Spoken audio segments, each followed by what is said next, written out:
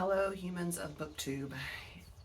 It's your favorite Alabamian, probably the only one that's on BookTube. I could say the Witch of Nakalula, but I don't fucking introduce myself on here because I just don't. So I'm gonna talk about dark academia in the summertime because it's hot as shit here. When you see me out here, I've usually just watered, and yeah, my hair looks like crap because no one here cares about their hair. The humidity is way too strong, like way too humid for people to give a shit about their hair. So that's why my hair always looks like crap, and I just had that put up today, so y'all can just enjoy that.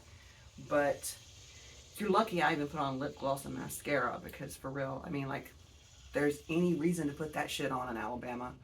So I'm going to talk about dark academia in summertime. I was going to read some of these books in the fall, and honestly, I probably will be reading some of them still in the fall because it's a pretty big list. I've already read two. Some of these I got on Pango. I have about, well, 5 authors and a sequel. So basically, is that 6 books? 6 books. And like I said, I just watered. It's hot as fuck. So let's get this over with because I think I'm going to do another one and rant about something. I don't know. We'll just see how it goes. So the first one I'm going to talk about, I actually read early. Well, no, it wasn't spring. I think it was technically winter, but I liked this edition. And I didn't know if they're going to have paperback. I got it at Walmart. Okay, I just did. And this is an interesting book. Now, I've heard this also categorized. Isn't that beautiful? It was interesting enough, kind of dark academia, that I wanted to just get the book just to see if I'd like the book too. And it was at Walmart, so it was a decent price. And it's not like anyone here reads. So, yeah, this is just a beautiful book. It's a beautiful cover. It's called Gothicana by Runix, and that's, of course, a pen name. And I'm going to put on my glasses and read the back because it really defies description. So I'm just going to read the back. It was a good book. It's not for a lot of people, especially you snobs. FYI, I'm actually an English teacher, and I don't give people shit for reading romantasy and the things that they read. Hey, at least they're reading. We're just trying to get kids to read. So stop with the snobbery. Stop it. Stop it. Okay, now back to the fucking book. Okay, so this is a tale of dark romance. So a lot of dude bros are not gonna like this, so you can just fuck right off. So it's about this guy who's a silver-eyed devil of this Vereen Moor. Vereen Moor is this elite college, but it's kind of ran more like a high school boarding school. And it's about this girl who's so goth, like romantasy goth, I guess. Is that a thing? Is that a thing? Romantic goth? I think it is. Or whimsy goth, perhaps. That's a thing. I didn't know that was the thing until I saw it on Instagram yesterday, but that's just what we were in the 1990s. Like practical magic goth, which is not goth, let me tell you. I know some actually real goths. I've never been goth in my life, just not my aesthetic, but if you're goth or you like goth things or kind of a gothic school setting, romantasy, you want a dark romance, forbidden love, this is actually really good. The twist is really good in here. And yes, you could say it's silly. Yes, you could say it's interesting. Yes, you could say all these things about it. But number one, it's entertaining. And this is really what we need today, just entertainment to get us away from all the shit that's out there, right? So if you just need escapism and romantasy, dark academia is your thing, this is where both of those genres meet. And again, this is a beautiful edition. I got this at Walmart. I mean, you could order it online or get it at Books A Million or wherever. Look, we don't have any fucking independent bookstores here. Where am I located? Do I need to say it again? I'm in Alabama. Do you think out in the middle of Etowah County, we're going to have an independent bookstore? No. So, all those people who are like, shop independent, that's great if you live in a city and you can support small business. You can't here because there are none, okay? So, let's continue. Now, I did read this one, and I'm going to show you the sequel, which is now out in paperback. I just found this because Books A Million, which is in a city over from us, they actually had this already in paperback, and it was on a buy one, get 51 off sale. So I did get the sequel to this. It's called Hellbent. Leigh Bardugo. I hope I'm saying her name right. Leigh Bardugo. That's her picture. Very interesting person. She actually went to Yale herself, but you know that this series, again, the first one is Ninth House. You know this takes place at Yale, right? Right. So this is I would say magical realism meets dark academia because there are some magical realism elements in here. And I just love magical realism. Like practical magic is magical realism. I saw that movie in the theater. And I did. Fall 1998, Practical Magic. You know, the iconic movie that everyone loves now. Saw it in the theater. It's a really good movie. This is fantastic. I mean, I can't say enough good things about this book. My husband's reading it now. He obviously just started it. That's his bookmark. So this book is so good. It starts off as kind of a slow burn and you're getting flashbacks. So if you don't like reading about like a lot of really rough things, like rough poverty or gangs or drugs or things like that, this protagonist, she flashes back to her past, her past. She now has a new life, a new identity, and she's able to discover who it is and what she wants to be, because before she was so marginalized, not just for all the other reasons we marginalize people in society, but because she's a magical person herself, meaning that she can see, we'll just say, I'll use the phrase, she can see beyond the veil. She can see beyond the veil. So she has the sight, she can see other things out there. I'm not going to give it away, but the end of this book gets even more fantastical. The second half, really, it was when I got halfway through the book, I really just couldn't put it down. So know that the flashbacks explain things, and there's a reason why the author's doing what she's doing. And I haven't started the sequel, but I think I'm going to start that this week. I have so many books to start because, you know, that's my number one hobby is reading. That's all I do. I mean, I do other things as well, but what I'm saying, that's like my number one hobby probably. Now, these are books I got off of Pango. I got these off of Pango, and I really like Pango. I started selling on Pango, so I recommend that you look on Pango. I don't know if any of y'all would like any of my books, maybe you would, but I'll list my little Pango shop on here. It's an older picture of me back when I was Dark Academia. I'll finish with that story in a minute, or that time of my life. I'll finish up with an anecdotal take on Dark Academia after I'm done talking about these books. Now, these are the ones I have not read, y'all. I have not read these books, but I did see them on other YouTuber videos, and I would tag these people, but wait, I think I know the girl I saw. Okay, I may tag their account if I can remember. I'm 46. Not that old, but middle life, and I have a lot of worries, so if I can't remember your channel, I apologize.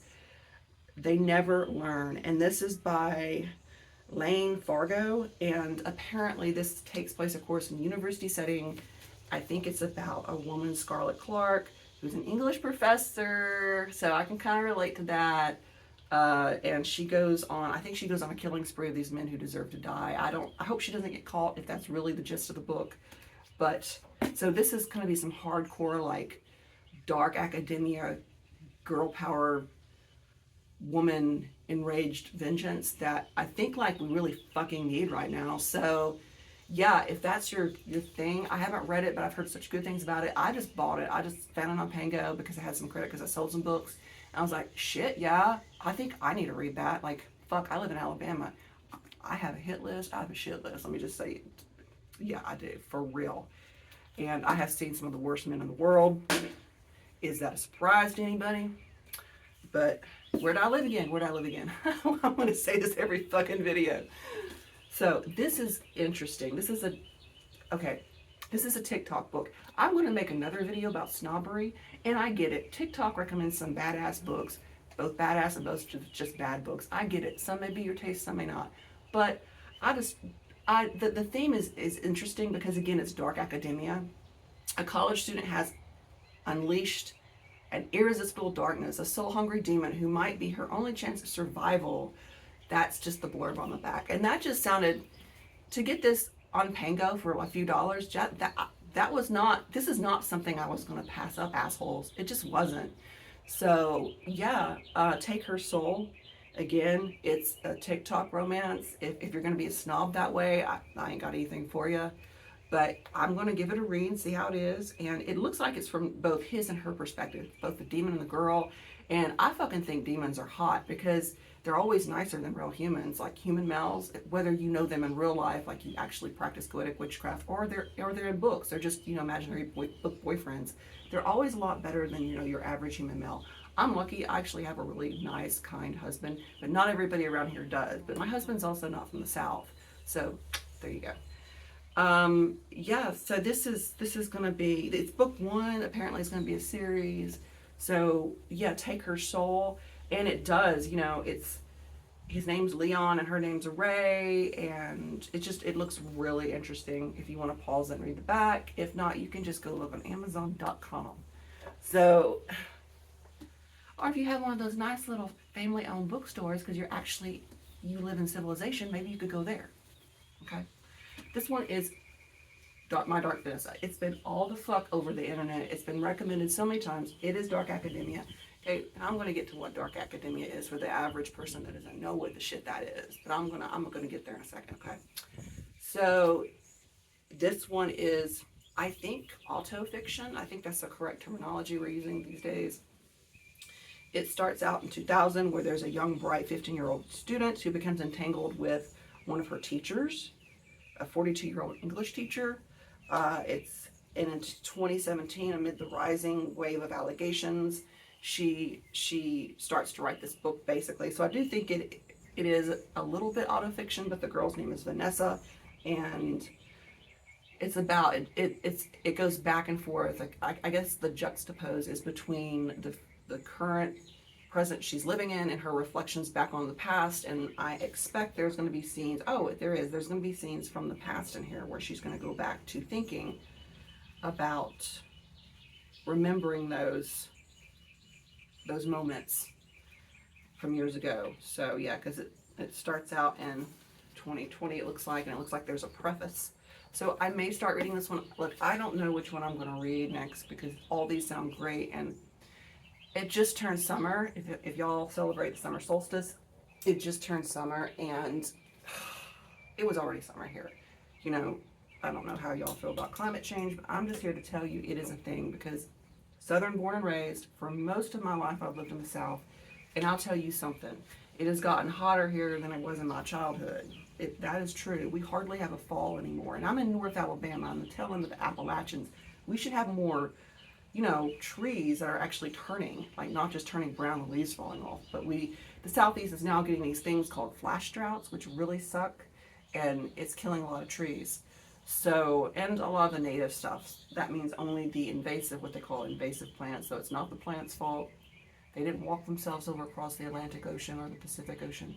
But a lot of plants that are non-native now thrive better than the native things. So that's why I do native gardening, and why my backyard's a meadow, and why I do grow native milkweed to this region, like the swamp, the pink swamp pink milkweed for the monarchs when they come through. So yeah, and a lot of this stuff, if it's not native, it's in containers or it's cultivars. So I will put out cultivars of native plants, which are more hardy sometimes, or you can at least grow them in places like man-made places that we've created. So yeah, climate change is very much a thing. I just had to add that there because I know y'all see me out here and you're like, damn, she looks hot. Yeah. And I think it's like 8 or something in the morning. It's just after 8. I've already watered. I did some morning chores, and I'm yapping on and on. So let's talk about dark academia. And I'm only going to do this for a few more minutes because I don't want this video to go over 20 minutes because y'all don't watch it. Dark academia is a new genre, but it's been around for a long time. There was that one iconic book that just, boom, the title flew out of my brain. And it was by Donna Tartt. The Secret History by Donna Tartt. Came out in the 1990s, and actually, no, I've never read that, and yes, that's on my list. I want to buy a good edition of it, though. So I'm going to read that, The Secret History, and that's apparently where they take back the creation of dark academia. Well, let me just say something about that. Dark academia actually stems from the old world, from the university culture born out of like Cambridge and Oxford, over here, Yale and Harvard, and all those like Ivy League places. And not just Ivy League in New England, but the elite colleges around the globe or around the United States. Rather, some of them don't have quite the Gothic architecture or the Gothic revival. I think that was popular to build like American university settings in this Gothic revival architecture. And if you go out west, you'll see less of that. In the south, you'll see less of that. We have more of the brutalism, or the brutalism. One is the jewelry, silver jewelry during the Middle Ages Middle Ages. You can tell my brain's in grad school because I'm talking about dark academia, can't you? During the mid-century, brutalism arose later on in the mid-century, along with brutalist jewelry, which is a style of jewelry that reflected the architecture of the times. And of course, it has its roots in Bauhaus and stuff like that. So those of you who are architecture buffs, please hit me up because I love that shit. I've always loved it. Definitely not an expert, just a fangirl. And my husband is really into modernism. So let me know some good documentaries and books, please. I have some, and you know what? I should do a review of architecture books. I should do that. Maybe I will do that. If you want me to do that, leave a comment, and we can both do reviews of architecture books, and we can get ideas from each other. And I just want to say that I trash talk a lot of men, but I should not have to preface this, but I'm not talking about all y'all that follow me or the men on Book Talk. Where do I live again? Come on, guys, let's remember my accent, Alabama. Okay. I want y'all to do some homework. I want y'all to pull up that old South Park skit of Alabama Man. You will get it. You will just get it.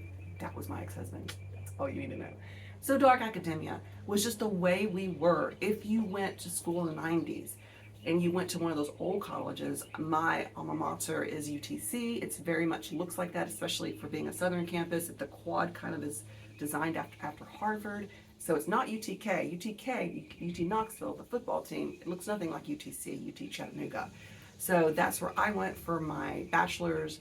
The school I went to for my master's was dark academia, but very Southern Gothic. It was where the Southern Gothic just collides with dark academia, and that shit was fucked up.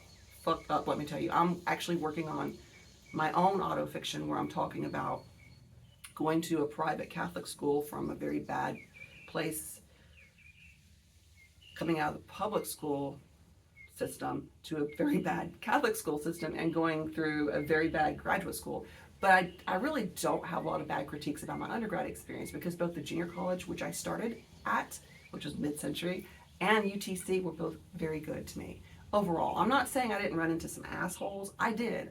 There were a couple like real creepy guy professors, but that did not ruin my experience because I met cool people too. So it was more balanced, and that's really what you're going to get. Or when you're a young person, you hope that you do have ups and downs, and you learn a lot about how people are and how to recognize all different types. So you can carry that with you in life. So a lot of these stories, I think, really take that element of learning the good and the bad and how to situate yourself in between them and avoid the bad, and understand that the balance is just going to be there, and you have to have good boundaries and navigate that.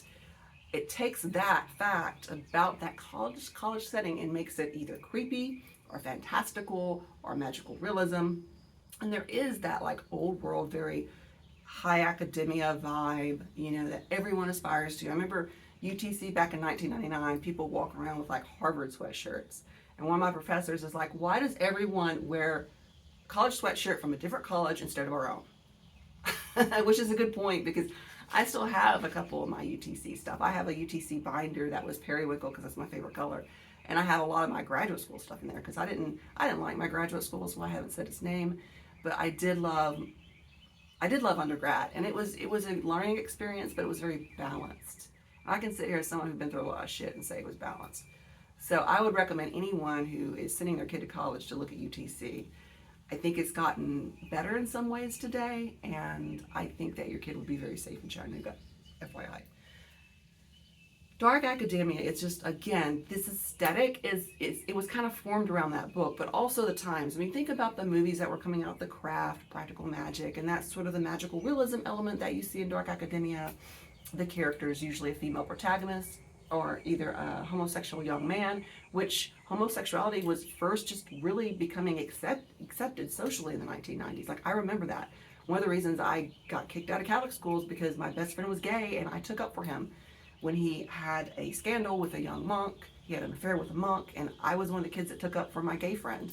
And so I was one of those rare kids that actually had gay friends, and now it's like a trope. It's become this trope that all authors put in books, and it's good except for when they're pandering and it's inauthentic. And I don't think they represent it well because I remember the 1980s. I'm old enough to remember the 1980s and what happened during the AIDS crisis and how we lost so many people because there was a lot of just homophobia, and it was gross and it was sad. It was sick the way people were treated. I have a gay uncle too. So I remember this. I remember all this.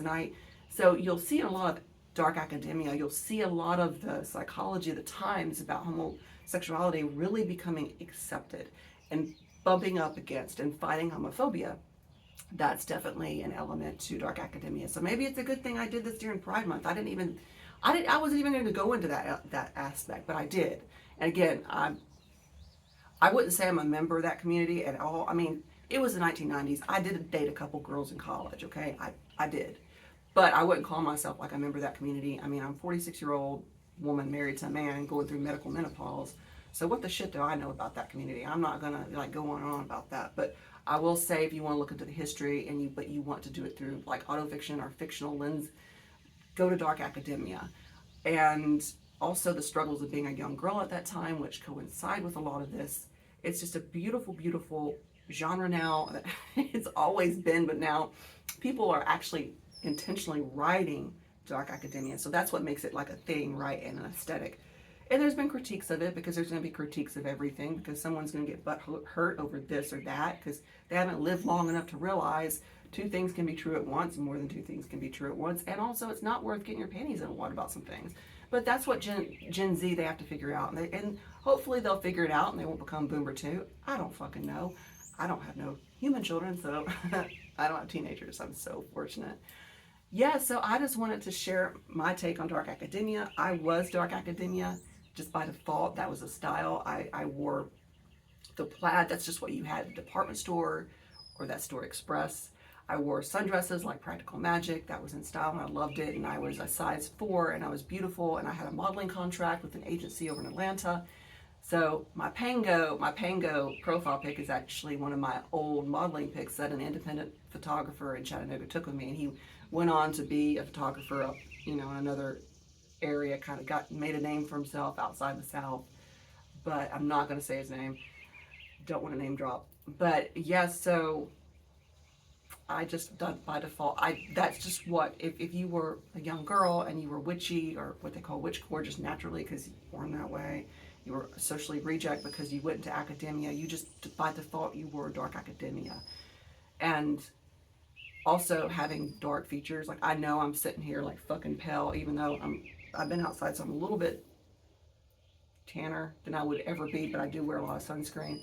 So I was always described as like being gothic just because of my coloring, which is stupid because I was never a goth. I never listened to The Cure. Just FYI. I still am a Tori Amos fan, but she's not gothic either, by the way. No one knows probably what I'm talking about. I'm sorry. Just look it up. Google is a thing. But yeah, so I was always described as having dark features,